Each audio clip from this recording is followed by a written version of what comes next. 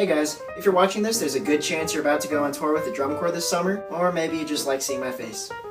But I've had some requests from upcoming rookies this summer to make a video on how to take care of your horns, so I'm going to teach you how to not let your horn look gross this summer to the best of my abilities. Alright, first let's go over some ground rules. Always wear gloves when you're rehearsing with your horn, or if you can, whenever you're just touching it in general. Touching it with bare hands won't immediately ruin it, but it's just best not to build those habits. If your corps doesn't wear gloves as part of their uniform, obviously don't worry about that when you're performing. When you put your horn down, make sure it's always valve side up, not the other way, not on its bell, valve side up. When you're putting it down on concrete or any other rough terrain, always make sure you do so gently. Don't ever let it wobble, and always be aware of its placement so you or anyone else doesn't accidentally kick it. The sound of a horn grinding against the pavement is seriously one of the worst sounds ever. If your corps uses towels to put the horns down on, always make sure you have that on you. Some corps use a certain type of valve oil. If you need to use that but you used another kind beforehand, just make sure you wash the valves out before you use it, or else it can make it even more sticky. If your valves get too loose, you can use a hairband to tie around them. You can also use that to tell your horn apart from the others when it's in a stack, or you could just remember where you put it.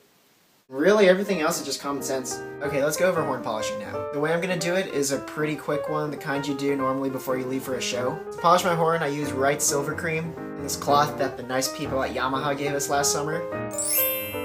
You may see that it's a little dirty right now. When that happens, I just throw it in the laundry on a laundry day. And I know there are other brass silver cleaning polishes out there, but this is what I've used for the past 3 summers, and it's worked just fine. So first thing we're going to do, when you get it, it comes with this little sponge. You get some of it on the sponge. We're going to go ahead and just put that on the big parts of the horn, like the bell. You don't need a thick coat at all when you do this. Just kind of get it nice and even. Also make sure you get the bell, since that's what the crowd's going to see. If everyone else has a shiny horn but yours is gross, then you're going to stand out. Once we get that done, we're going to get these little smaller areas right here. You can take your tuning slides out to clean those, but just make sure you don't get it on the little gold parts. If you do, it gets discolored and it's really hard to get off. It's probably not good for the horn either. You can shine your mouthpiece if you want to, but just make sure you clean it really well afterwards. If you really want to do a thorough cleaning and getting all the nooks and crannies in there, you can use a Q-tip for that, but we're not going to worry about that right now. And once we have the horn covered to where we're happy, we're just going to wait for it to dry. It honestly doesn't take too long for it to dry, usually 5 minutes at the most. But obviously the smaller your horn is, the less time it's going to take. Sorry, Contras. Okay, now we have to get this stuff off, and there's 2 ways to do that on tour. You can take it into the shower and let the water get it off, just make sure you take the valves out first. If you do that, also make sure you dry it as soon as you can, or else the little water droplets are going to leave marks on it. Right now, we're just going to do a simple dry polish. This horn isn't too dirty since I polished it not too long ago, probably like 2 weeks. But when you're out in the sun and sweating, rehearsing every day, it can get really nasty. Sometimes it even gets these gross black spots where your skin touches it the most. I can tell you that the best way to avoid that is by not letting it touch your skin so much, like when you're at standby and stuff. But you know, it just happens regardless sometimes.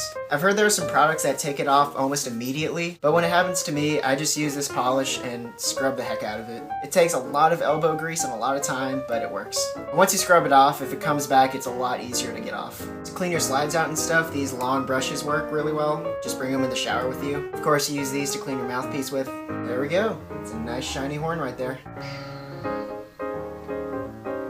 Honestly, that's probably one of the best polishes I've ever gotten.